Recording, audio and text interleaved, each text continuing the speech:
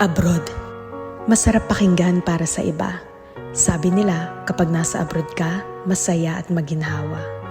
Pero ang totoo niyan, kaakibat nito ang lungkot at pangungulila. May mga panahong gugustuhin mo na lang sumuko, pero nangingibabaw ang tanong na, bakit ka nga ba nandito? Oo, may mga maswerteng nakakaangat sa buhay. Pero aminin nating hindi lahat pinapalad na magkaroon ng magandang buhay. Basta tandaan mo, lahat nagsisimula sa pinakababa bago ka makarating sa itaas. Kapalit ng bawat paghihirap ay ang buhay na pinapangarap.